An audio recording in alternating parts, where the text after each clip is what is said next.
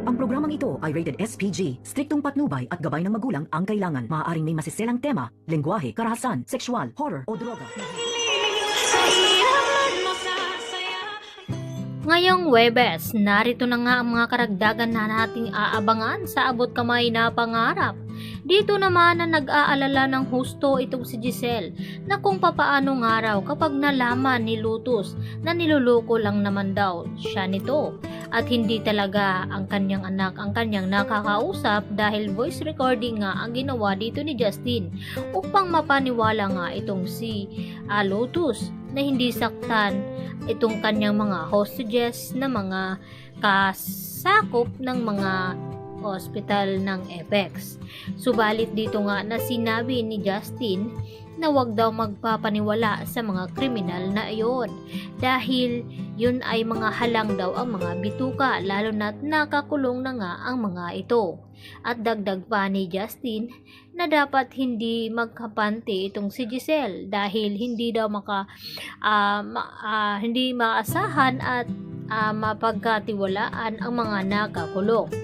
Subalit hindi sang-ayon itong si Giselle sa mga sinasabi nga dito ni Justin dahil naintindihan naman daw niya ang kapakanan ng pagiging ina at dahil ayaw niya na may masaktan at na nangungulila nga daw itong si Lotus sa kanyang anak at nararamdaman iyon ni Giselle dahil naging ina daw siya nito. At dito naman na sumagot si Justin na wag daw ikukumpara ang pinagdadaanan ni Giselle sa pinagdadaanan dito ni Lotus. At dito na nga na tumawag muli itong si Lotus dito kay Giselle.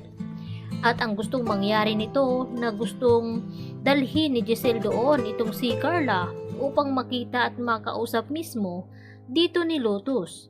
At dito nga natigilan itong si Giselle dahil alam niya na malabo ngang mangyari iyon dahil nasa operating room ang kanyang anak na si Carla.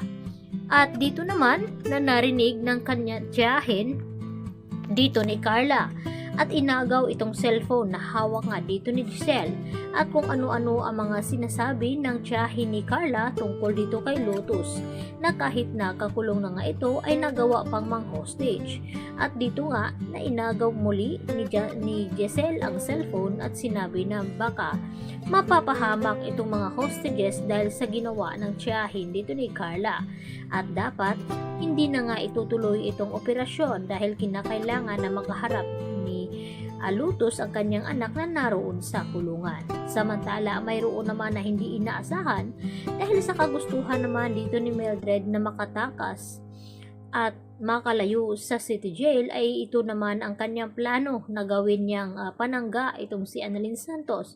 Subalit hindi matagumpay ang ginawang pagtakasana dito ni Mildred dahil nang umakyat nga ito ay dito naman siya nahulog at nabagsakan pa ng mga tubo at nagiging critical patuloy ang lagay dito ni Mildred ngayon at agad naman ni-rescue ni Annalyn at ibinalik kung saan sila nakakulong doon.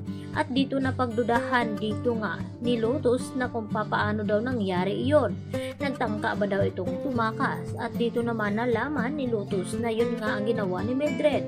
Subalit hindi nga ito matagumpay at dito na nagdududa itong si Lotus na baka may kinalaman nga itong si Annalyn Santos sa pagtangkang pagtakasana dito nila Mildred. Subalit tinatanggi ito ni Annalyn na wala daw siyang kinalaman at ginawa pa nga siya panangga nito.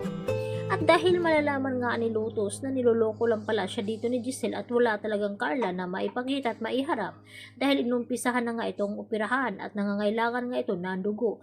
Kaya dito na mga sisiklab ang matinding galit dito ni Lotus dahil sa ginawa ni Giselle na pangloloko.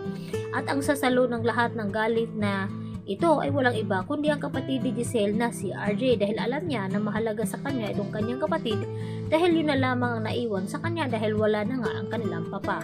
Yan naman ang ating pakatutukan baka dahil dito ay makakabalik na nga muli itong mga alaala ni RJ. Yan na po aking karagdagan latest update at marami pong salamat sa inyong panonood.